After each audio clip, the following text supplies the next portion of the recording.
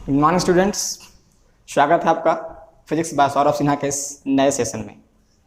आज का जो हमारा टॉपिक है इसमें हम लोग पढ़ने वाले हैं एक समान चुंबकीय क्षेत्र में चालक की घूर्णन गति के कारण उत्पन्न प्रेरित विद्युत वाहक बल।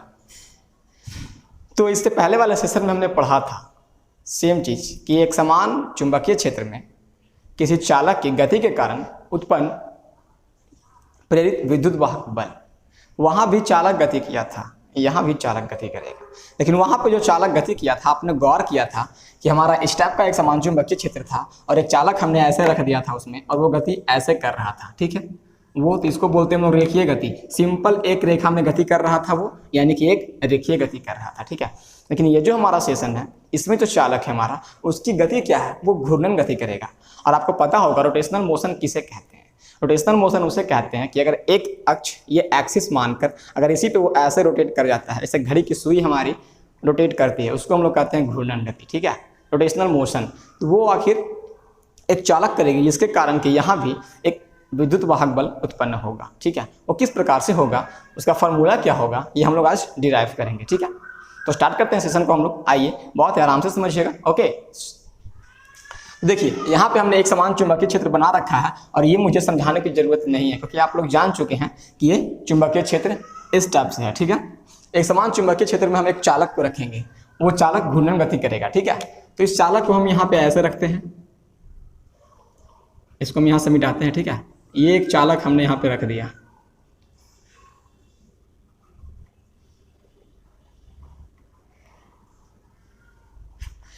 यहाँ पे एक चालक को हमने रखा है। ठीक है, और इस चालक को हम मानते हैं कि ये जो है, चालक को थोड़ा छोटा बनाते हैं,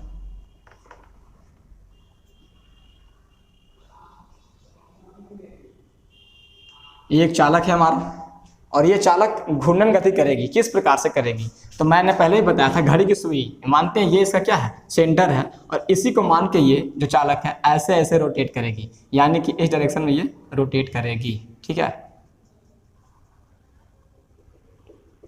ये ऐसे चक्कर लगाएगी पूरा, यानी वृत्ताकार रूप में ये चक्कर लगाएगी, ये पूरा ऐसे चक्कर लगाएगी। यानी कि ये जो चालक है हमारा ऐसे, ये इसका सेंटर ये है और यहाँ पे ये ऐसे करके ऐसे ऐसे गति करेगी। ठीक है, इस प्रकार से गति करना शुरू करेगी ये चालक और ऐसे अपना गति यहाँ पे आके कंप्लीट करेगी।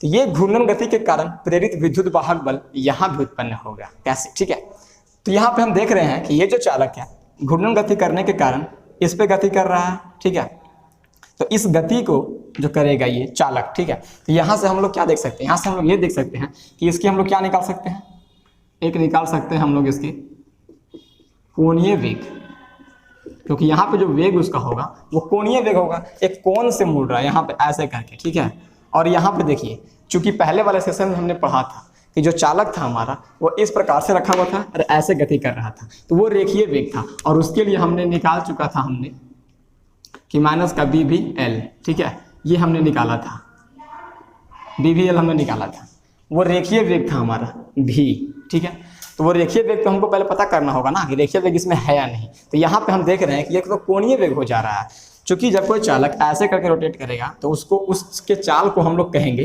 कोणीय चाल, कोणीय चाल कहते हैं। ठीक है, लेकिन यहाँ पे हमको पता करना है पहले रेखीय चाल, रेखीय वेग के बारे में पता करना है। तो वो कैसे देखेंगे हम, तो उसके लिए क्या करना पड़ेगा हमको कि ये चालक है, जब ये चालक यहाँ से रोटेट करेगा इस प्रकार से, तो ये करेगा क्या, कोणीय वेग से गति करेगा। लेकिन वही अगर हम बात करें इसकी अल्पांश की, ये छोटा सा हिस्सा यहाँ से यहाँ तक का हिस्सा, ये इसके अल्पांश हमने मान लिया। ठीक है, ये इसका अल्पांश है dl। ठीक है, ये अल्पांश क्या करेगा, आप गौर कीजिएगा, इसको हम यहाँ से समझाते हैं एक लाइन से। यहाँ पे अगर ये गति करता है तो ये इस प्रकार से गति करेगा। ठीक है, एक सर्कल बनाएगा और ये जो गति करेगा तो ये इसकी कोणीय वेग गति होगी। ठीक है, इसकी जो गति होगी वो कोणीय वेग होगी। लेकिन वही अगर हम बात करें रेखीय वेग की, तो वो रेखीय वेग कैसे होगा, तो वो रेखीय वेग अगर यहाँ पे एक और लाइन हम देते हैं ये वाला। ठीक है, तो ये तो यहाँ से जो लाइन था वो यहाँ से यहाँ पहुँचा, इधर गति कर रहा है। ठीक है, इस डायरेक्शन में, तो ये क्या बनाएगा, एक सर्कल बनाएगा। इसका जो मोशन होगा, इसका जो गति होगा वो कोणीय वेग कहलाएगा। लेकिन अगर वही इसकी अल्पांश की बात करें, एक छोटा सा अल्पांश की, तो ये गौर कीजिएगा आप लोग कि ये यहाँ से यहाँ अगर बढ़ता है तो ये क्या, एक रेखा के रूप में आ रहा है हमारे पास, यानी एक रेखीय वेग, ये एक रेखीय वेग बनाएगा। हम लोग पहले भी पढ़ चुके हैं कि यहाँ पे अगर हमको इसका वेग पता करना तो कैसे करते हैं। यहाँ पे एक स्पर्श रेखा खींचते हैं टेंजेंट, तो यहाँ से स्पर्श रेखा ये खींचा है, इसकी वेग, यहाँ पे स्पर्श रेखा हम ये खींचेंगे, इसकी वेग, यहाँ पे स्पर्श रेखा ये खींचते हैं, इसकी वेग। तो ये जो है एक रेखीय वेग ही होता है। तो इसकी अगर हम अल्पांश की बात करें तो वो रेखीय वेग गति से करेगा, और अगर इसकी पूरी यहाँ से हम बात करें यहाँ से यहाँ तक का, तो ये जो गति उसकी होगी वो कोणीय वेग होगी। ठीक है, तो अब बात करते हैं हम कोणीय वेग की। तो कोणीय वेग बराबर क्या होता है फॉर्मूला। तो कोणीय वेग हम कैसे निकालेंगे, आप लोग पहले पढ़ चुके हैं, 2π/t होता है। क्यों होता है कोणीय वेग का ये फॉर्मूला, तो चूंकि कोणीय वेग का बात कर रहा है तो कोणीय वेग बराबर, यहाँ विस्थापन होता है तो कोणीय है तो ये भी कोणीय होगा, तो कोणीय वेग बराबर कोणीय विस्थापन बाई समय। ठीक है, तो कोणीय विस्थापन की बात करें हम, तो देखिए यहाँ पे कि ये जो हमारा चालक है वो ऐसे गति करेगा, तो वो ऐसे गति करते के साथ यहाँ पे जो एंगल बना रहा था, वो एंगल यहाँ पे बना रहा था, वो कितना का एंगल बनाएगा, तो यहाँ से यहाँ तक का जो वो एंगल बना लेगा, वो एंगल यहाँ से यहाँ तक का कितना एंगल बनेगा, तो ये एंगल बनता है 360 का। 360 यानी 2 × पाई। ठीक है, pi is equal to 180 and 180 × 2 360। तो ये होता है कोणीय विस्थापन बाई समय। क्लियर, तो ये हो गई इसकी कोणीय वेग। अब अगर हम बात करें इसके रेखीय वेग की, तो हमने तो अभी बताया था आपको, इसको बोलते हैं ओमेगा, इसको भी। तो रेखीय वेग, तो रेखीय वेग अगर इसके हम निकालते हैं ये अल्पांश की, तो रेखीय वेग क्या होता है, रेखीय वेग यहाँ पे गति कर रहा है। ठीक है, तो रेखीय वेग गति करेगा तो गौर कीजिएगा कि रेखीय वेग का मतलब होता है रेखीय विस्थापन बाई समय। ठीक है, तो रेखीय विस्थापन, अब ये यहाँ से गति करना शुरू करेगा, ऐसे करके गति करेगा, ये भी एक सर्कुलर वे में। यहाँ पे ये रेखीय गति है, लेकिन पूरा गति को मिलाएंगे तो वो क्या बन जाएगा, वो फिर से बन जाएगा हमारा एक सर्कल टाइप का। ठीक है, तो वो इसी पर गति कर रहा है, तो इस रास्ता को हम लोग क्या बोलते हैं। ठीक है, इस पूरे रास्ता को हम लोग क्या बोलेंगे, ये जो पूरा रास्ता बनाएगा सर्कुलर टाइप का। ठीक है, तो ये इसकी विस्थापन हुई। ठीक है, तो विस्थापन को हम लोग क्या कहेंगे, ये पूरी दूरी है ना, यानी कि ये चक्कर लगाएगी, वो इस वृत्त के एरिया में चक्कर लगाएगी। यहाँ पे देखिए कि हमारा छूट गया है कि यहाँ से हम अल्पांश से लेके यहाँ तक का जो लंबाई है उसको मान लेते हैं हम क्या, x मान लेते हैं, उसको मान लिया हमने x। ठीक है, यानी x त्रिज्या के साथ ये चक्कर लगा रही है, तो x त्रिज्या के साथ चक्कर लगाएगी तो इसका जो पूरा ये दूरी होगा वो वृत्त की परिधि ही होगी 2πr। तो यहाँ पे 2π और r हमारी त्रिज्या है, त्रिज्या के बदले यहाँ पे क्या हमने दिया था x, इसकी x त्रिज्या है, तो इसको हम लोग मान लेंगे यहाँ पे 2πx, बाई क्या हो जाएगा हमारे पास t। ठीक है, ये इसकी रेखीय वेग हो गई। इसकी पूरी लंबाई की हम बात करें तो वो इसकी पूरी लंबाई यहाँ से हम लिख देते हैं, ये इसकी पूरी लंबाई हमारे पास है L। ठीक है, ये इस चालक की पूरी लंबाई हमने लिख दिया है। ठीक है, यहाँ से रेखीय वेग हम फाइंड आउट कर चुके हैं। ठीक, तो हमको अब चलना है इसके रेखीय वेग पर ही। ये जो अल्पांश एक रेखीय वेग कर रहा है, तो इस अल्पांश के कारण हम देखेंगे यहाँ पे कि अल्पांश के कारण प्रेरित विद्युत वाहक बल,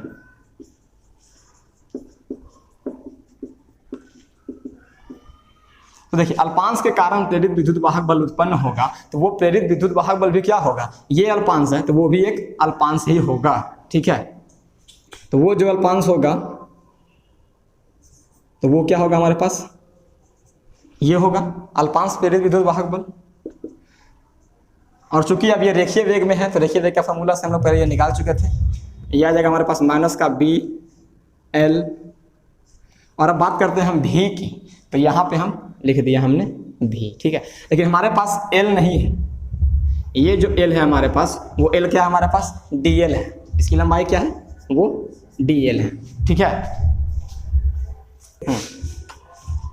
देखिए अल्पांश के कारण प्रेरित विद्युत वाहक बल, तो चूंकि ये हमारा अल्पांश था, छोटा सा हिस्सा था, तो इसका जो प्रेरित विद्युत वाहक बल उत्पन्न होगा वो भी हमारा क्या होगा, छोटा सा ही होगा। ठीक है, तो हम यहाँ पे देख रहे हैं कि ये अल्पांश प्रेरित विद्युत वाहक बल है, ये माइनस का बी भी इस फॉर्मूले से, एल हमारा उसमें लेंथ था, इसमें जो लेंथ है हमारा वो अल्पांश के कारण यहाँ पे क्या है डीएल है। ठीक है, ये हम इस यहाँ पे डीएल हमने दे दिया। अब चूंकि अल्पांश के कारण ये प्रेरित विद्युत वाहक बल होता है, तो अब पूरे के कारण क्या होगा, इस पूरा छड़ के कारण क्या होगा, तो हम देखते हैं कि पूरे चालक के कारण प्रेरित विद्युत वाहक बल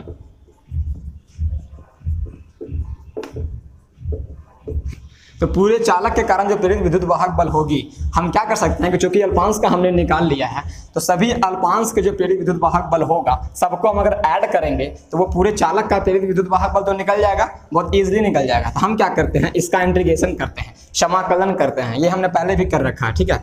यहाँ पे हमने क्या किया, हमको निकालना है ये पूरे चालक का कारण प्रेरित विद्युत वाहक बल, ये हुआ। तो हम क्या करेंगे, इस अल्पांश का इंटीग्रेशन कर देंगे, ठीक है।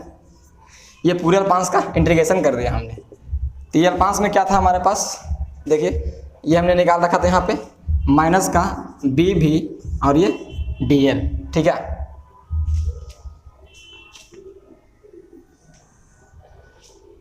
यहाँ से हमने ये समाकलन किया। अब देखिए ये कहाँ से कहाँ तक करना है, तो हमको करना था, ये तो वैल्यू में लिख दिया है, ठीक है। अब यहाँ पे हम क्या करेंगे कि v के बदले हम वैल्यू बैठाएंगे।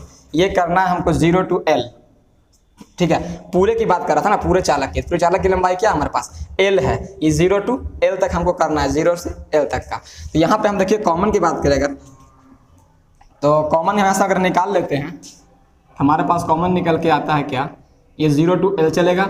कॉमन में हमारे पास निकल के आएगा यहाँ से माइनस का बी ओमेगा, ये दोनों कॉमन है। इसको हमने क्या किया, बाहर का निकाल लिया, सॉरी यहाँ पे एक लाइन और छूट रही है, और जो होगा वो 0 to L, और यहाँ पे हमारे पास है बी भी डी एल। यहाँ से हम क्या करेंगे, v का वैल्यू पुट करते हैं, ठीक है। तो v का वैल्यू देखिए यहाँ से निकाले में, देखिए v बराबर 2 पाई x अपॉन टी, ठीक है, 2 पाई x अपॉन टी। इसको हम क्या बोल सकते हैं, ये 2 पाई बाई टी यहाँ भी हमको दिख रहा है, इसको हम लिख सकते हैं ना ओमेगा x।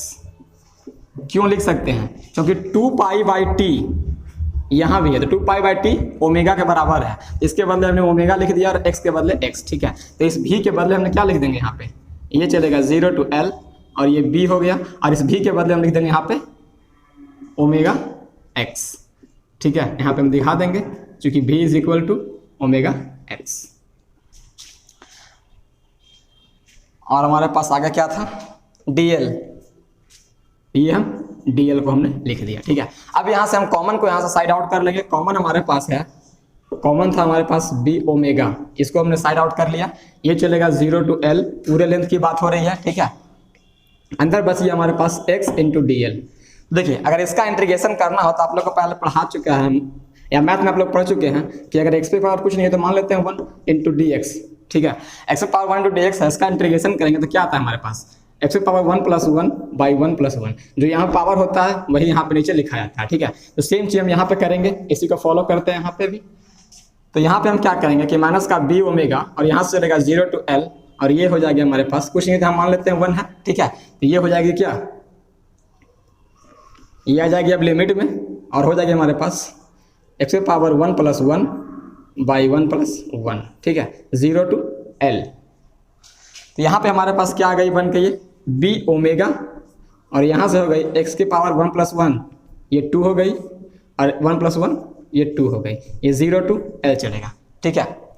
यहाँ से हम देखिए एक लाइन ये करते हैं, ये जो 2 है हमारा, ये 1/2 ही है, इसको हम यहाँ से साइड आउट कर लेते हैं अगर, तो ये माइनस का 1/2 b ओमेगा, ठीक है। अब क्या होता है कि लिमिट में हम चलते हैं तो upper limit minus lower limit होता है, ठीक है। तो एक बार हम चलेंगे अपर लिमिट, एक बार चलेंगे लोअर लिमिट। तो ये तो 2 इधर आ गया हमारे पास। अब अपर लिमिट की बात करते हैं, तो L के यहाँ पे रखेंगे इसके जगह पे, तो L का स्क्वायर क्या होगा, L square minus lower limit की बात करें तो लोअर लिमिट यहाँ 0 रखेंगे तो 0 का कुछ भी नहीं होगा, 0 का क्या हो जाएगा, सिर्फ 0 होगा, ठीक है। तो यहाँ से हमारे पास जो वैल्यू बचता है वो बच के सिर्फ यही आता है कि माइनस का 1/2 b ओमेगा L स्क्वायर, ठीक है। और यही होती है पूरी विद्युत वाहक बल। यानी कि इस चालक को जब हम इस एक समान चुंबकीय क्षेत्र में ऐसे कर घूर्णन गति करवाते हैं, इसके कारण जो प्रेरित विद्युत वाहक बल उत्पन्न होता है वो हमारे पास ये निकल के आती है, ठीक है।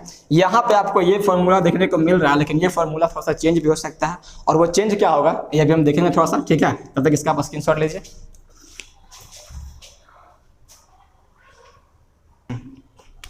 देखिए ये फॉर्मूला थोड़ा चेंज आपको मिल सकता है, चेंज में क्या मिलेगा तो यहाँ पे हम देखेंगे ये प्रेरित विद्युत वाहक बल का साइन है, ये माइनस का 1/2 जो हम दे रखे हैं b ओमेगा L स्क्वायर, इस वैल्यू में थोड़ा सा चेंजिंग रहेगा। और चेंजिंग क्या रहेगा, आपको यही वैल्यू आता है, लेकिन यहाँ बदले में क्या आएगा, ये ओमेगा का वैल्यू चेंज हम करेंगे। तो ओमेगा हमने पहले निकाल रखा था 2 पाई अपॉन टी, ठीक है। अब 2 पाई अपॉन टी की अगर हम बात करें तो इसको हम ये भी तो लिख सकते हैं 2 पाई इंटू 1/t, ठीक है। तो 1/t का मतलब क्या, ये आवर्तकाल का अपोजिट यानी फ्रीक्वेंसी है। फ्रीक्वेंसी क्या होता है कि 1 सेकेंड में तय किया गया जो चक्कर होता है उसको हम लोग बोलते हैं फ्रीक्वेंसी, आवृत्ति, ठीक है। तो यहाँ पे हम 2 पाई और 1/2 के बदले लिख सकते हैं क्या, f लिख सकते हैं। ये ओमेगा का पूरा वैल्यू हमारे पास आ गया 2 पाई f, ठीक है। यही वैल्यू बस हम यहाँ पे पुट कर देंगे इसके बदले में, तो ये हो जाएगी हमारे पास माइनस का 1/2, b रह जाएगी ऐसे ही, और इसके बदले में आ जाएगी 2 पाई f और ये l²। क्लियर, ये वैल्यू हमने यहाँ से यहाँ रख दिया, ठीक है। ये ओमेगा की वैल्यू यहाँ से हमने यहाँ पुट कर दिया। यहाँ पे देखिए होगा क्या, इस 2 से 2 कैंसिल कर देंगे हम लोग और हमारे पास बच के आएगा माइनस का b पाई, इसको देखिए हम इधर लिखते हैं एक साथ लिखते हैं l² और ये हो गया हमारे पास f, ठीक है। अब यहाँ पे आप एक चीज़ गौर कीजिएगा, गौर करने वाली बात ये है कि माइनस का b सेम है। अब ये पाई l² की बात चल रही है, तो पाई l², ये l यानी ये लेंथ, ये पूरे लेंथ को अगर हम मान के चलते हैं, ये पूरे लेंथ से अगर ये ऐसे चलता है इसको हम लोग क्या बोलते हैं, ये पाई l² यहाँ पे क्या कहलाएगी, पाई l² कहलाएगी इस पूरे वृत्त की क्षेत्रफल, एरिया ऑफ सर्कल, ठीक है। तो एरिया ऑफ सर्कल हुई ना ये पाई l², ये पूरे लेंथ है इस चालक का और यहाँ पे ऐसे रोटेट कर रही है, तो इस पूरे एरिया को हम लोग क्या बोलेंगे, एरिया ऑफ सर्कल। तो इसके बदले हम लिख देंगे क्या, a pi r², just like pi l²। ये हो गया एरिया ऑफ सर्कल और ये हो गई f। तो ये वैल्यू भी आपको देखने के लिए मिल सकता है।